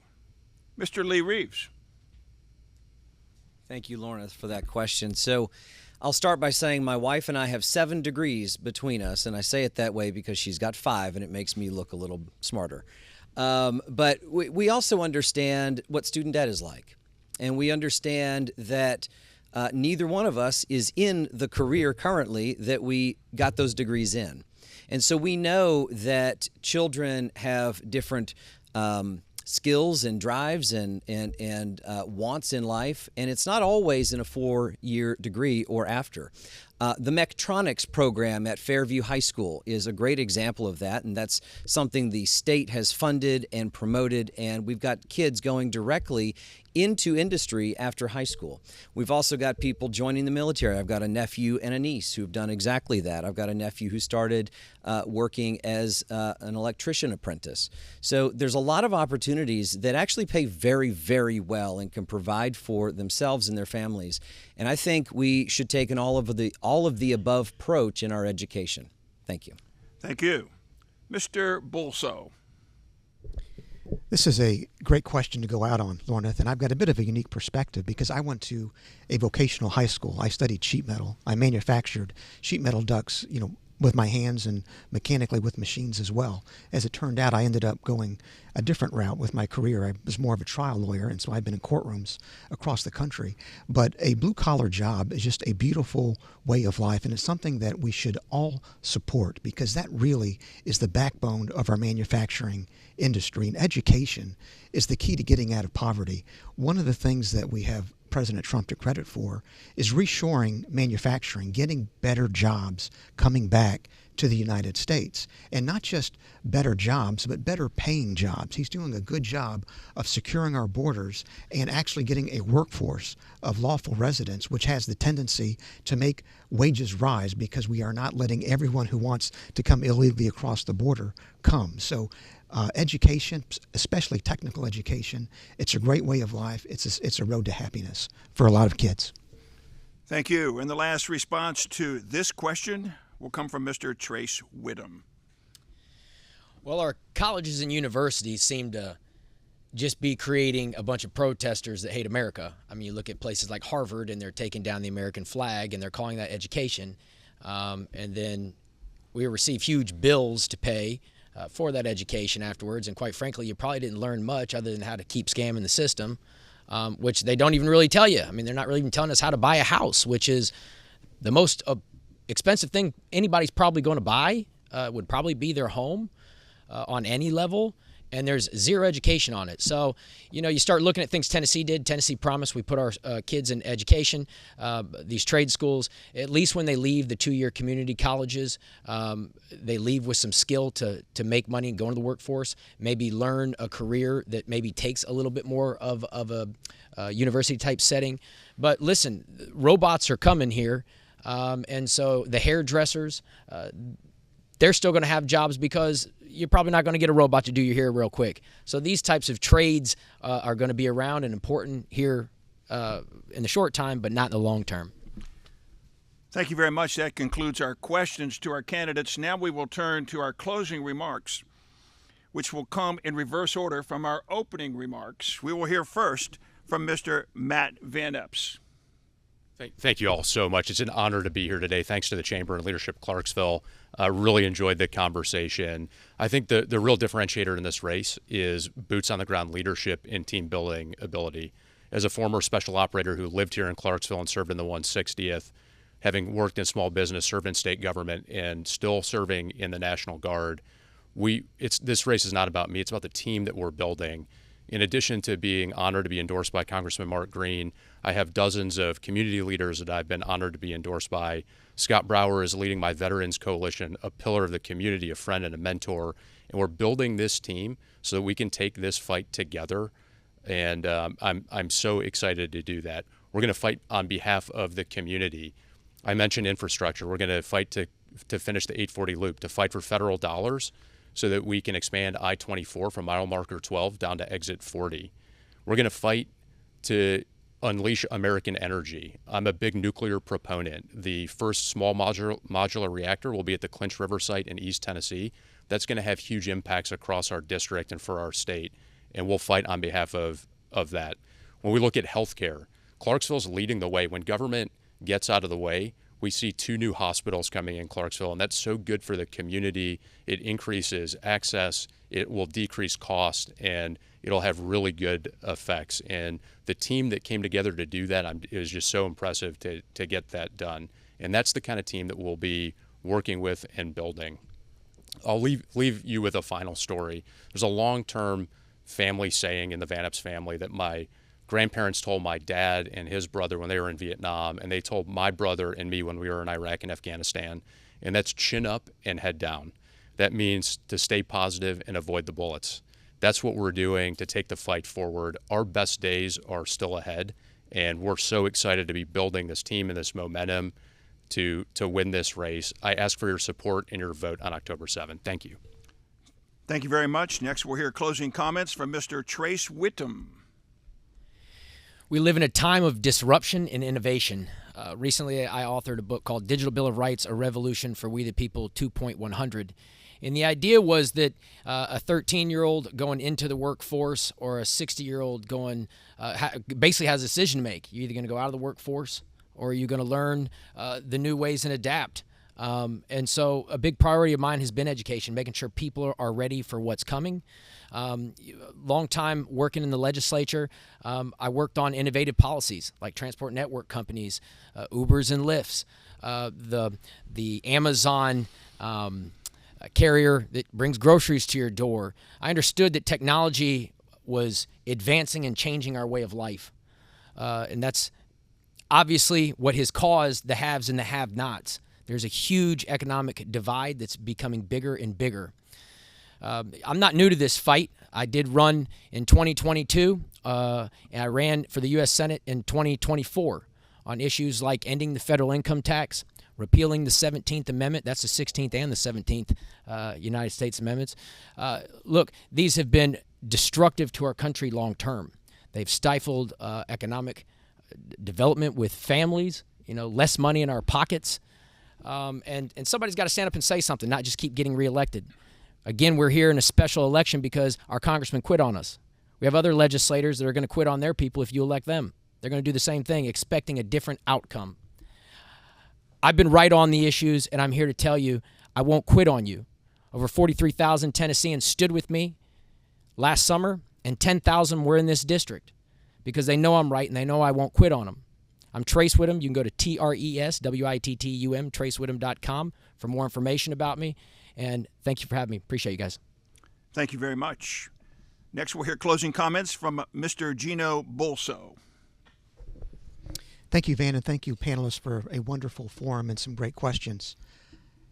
We talked a lot about our country's problems, and they are big. But fortunately, our American spirit is bigger. And we know that because that is the stock from which we come. We can think all the way back to George Washington on Christmas Day, 1776, when our country was just in the process of being founded. The British had pushed George Washington and the Continental Army all the way out of New York, all the way out of New Jersey, all the way across the Delaware River into Pennsylvania. Things looked grim.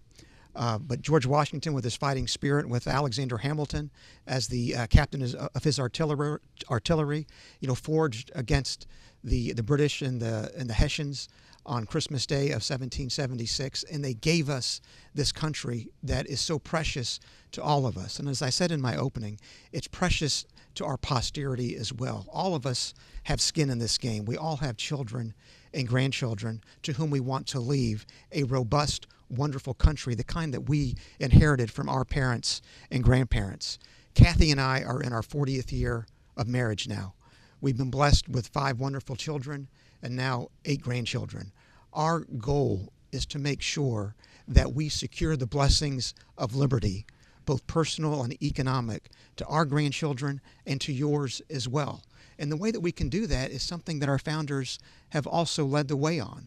We have a limited form of federal government, which unfortunately is not the way the government is operating now. You look at James Madison in Federalist 45, where he said that the powers of our federal government are supposed to be, quote, few and defined, and the powers of the state are to be, quote, numerous and indefinite. That's not the government we have right now. If we want to secure the liberties and blessings to our children, we need to give our people the type of government that our founders intended. Visit votegino.com. Join our effort. Thank you. Thank you very much. Next, we'll have closing comments from Mr. Lee Reeves. Thank you very much. Voters in the district will have a choice on October 7th and when voting starts early on September 17th. They're going to be choosing a candidate based on a number of different things. The first is, do they represent what they represent in terms of values?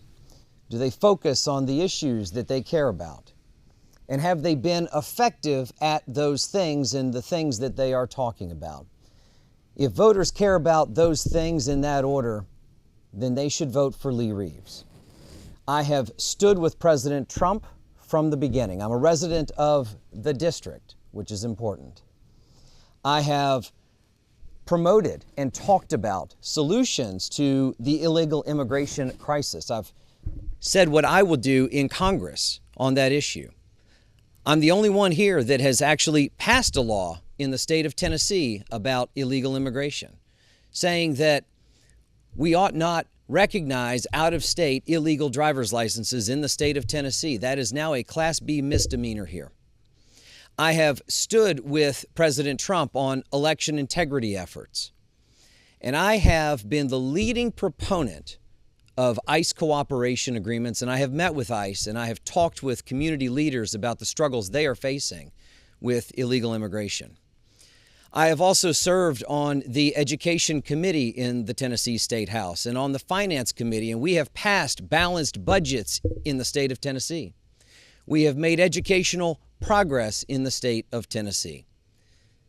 I encourage people to look me up at LeeReeves.com and find out more about our campaign. I ask for your support and your vote on October 7th. Thank you. Thank you. Next, we'll have closing comments from Mr. Mason Foley. Thank you. To close, I want to tell everyone why I'm a Republican. And I'm a Republican because I believe that everybody in life deserves an equal opportunity to succeed, regardless of where you come from. But what you do with that opportunity is up to you. And I think the Democrats believe that everyone in life deserves an equal outcome, regardless of your opportunity. And I want to fight against that. You know, this election, we really need to highlight how important it is, right? This is one of the only elections happening in the country, and we have an opportunity to set the tone for the entire nation going into the midterms. If you guys have been watching the news, you saw what happened in Iowa recently. We had a safe state Senate seat that we won by 10 points, that we just lost by 10 points. And the same thing could happen here if we don't all band together and show out to vote. And so I think that if I'm elected, we send a strong message that, one, the younger generation is behind President Trump and his agenda, and that we're going to stand with him long after his term is over, and that these ideals are something that are going to span generations for many years to come. And so my name is Mason Foley. I grew up in the district. I've worked in the district. This place is my home, and I want to fight for it, and I'm asking for your vote on October 7th. Thank you so much. Thank you. Next, we'll have closing comments from Mr. Jody Barrett. Thank you very much again, panel, for the questions and for the time today. Look, I don't offer buzzwords or political platitudes or historical speeches. I offer authenticity, character, courage of conviction, things that I learned in the small town here in Middle Tennessee that I grew up in. I didn't come in here from another state and build my career here. I was born here, raised my family here, and have built my career here. That makes me close to the people. And that's why in the 3 years that I've been in the legislature, the people that I've worked for, the people that I focus on are the voters, the ones that I represent. I've done it for the 69th House District here in Tennessee, and I'll do it for the 7th Congressional District. Again, I'm Jody Barrett. I'm running for Congress, and I'd love to have your vote. If you want to learn more, it's jodybarrett.com. Thank you. Thank you. And next, we'll have closing comments from Mr. Stewart Parks. I'd like to thank Clarksville leadership and the Chamber of Commerce and this wonderful panel and MC. Thank y'all for having us and taking time out of your day to be here. My name is Stewart Parks, and you've heard my campaign motto all over the District 7, which is putting America first means putting you first. My grandfather, he was born on my mom's side in McEwen, Tennessee, and my grandfather spent the remaining of his decades in Barren Plains and Robertson County, and I'm also born in District 7, so District 7 is in my DNA. I'm very strong in the economy. Montgomery County will have its best years ahead of itself if you vote for me to serve as your congressman. I'm also very strong on election integrity. We'll never have a country again if we can't get our elections right. I'm against voting machine. I support in-person, same-day, paper ballot voting. You saw what happened on January 6th, and that was a direct result of the election fraud that took place in places like Georgia, Wisconsin, Michigan, Pennsylvania, Arizona, and many other places. I'm also strong on immigration. We will have a strong border. We will know who's coming in our country, and you don't have to worry about walking the streets like we see in Nashville, where an illegal immigrant does a hit and run, and then we have to go catch them and arrest them and deport them several days or weeks later. Montgomery County will be the safest county in Tennessee if you vote for me. Crime will also decrease at a record rate to where it's almost non-existent. I'm very honored to be here and love coming out to Clarksville. If you can vote, you can look me up at StewartParksForCongress.com, and I'd be honored to have your support and ask for your vote on October 7th. Thank y'all for having me. Thank you. Thank you. And our final closing comments will come from Mr. Joe Leurs. Working as an undercover detective, I was trained to look at people for what it is. Establish the baseline, look for the anomaly. The anomaly just walked in. They've been sitting here taking pictures of us and recording and paying attention to what's being here. They're scared. Otherwise, they wouldn't be here. Donald Trump said, "They're coming after you. I'm just in the way." As a Marine who enlisted at 19 years old, pre-9/11, stayed in the Marine Corps because the country needed Marines. I stood in the way between you and terrorism. As a police officer, I swore an oath to defend the country and the state of Tennessee, the community, our families, being able to walk down the street. As an undercover detective, I worked in the shadows to keep you safe. You didn't know I was there, but I saw them. I arrested them. I stood in the way. J.D. Vance stands with Donald Trump. He wore the same uniform I did, went through the same training. The only difference is the job that we did. It doesn't matter. We are Marines. Marines have ethos such as honor, courage, and commitment. Those aren't just words to me. My honor, my integrity is everything. The courage to fight and to keep pushing forward for you on all fronts, and the commitment to keep promises. And when I say I'm going to do something, I'm going to do it because I've been doing it for the better part of 25 years. Thank you for having me. My name is Joe Leurs. I appreciate your vote. Thank you very much. And I want to thank each of our candidates for sharing their time and their thoughts with us here today and for being willing to serve as the representative from Tennessee's District 7 in the United States House of Representatives. Remember, early voting for this specially called primary election will take place September the 17th through October the 2nd. The location will be at the Election Commission office at 350 Pageant Lane. Once again, the specially called general election will take place on Tuesday, December the 2nd. Thanks to our panelists also, Mr. J. Albertia, Ms. Lorneth Peters, and Ms. Erin Yao. And also thanks to Mr. Phil Harpel for serving as our timekeeper today. And thanks to the staff here at the Customs House Museum and Cultural Center for hosting today's forum. And thanks also to Leadership Clarksville and the Clarksville Area Chamber of Commerce and to Rick Goodwin Productions for making this forum possible. Until next time, I'm Van Stokes. Thank you for watching.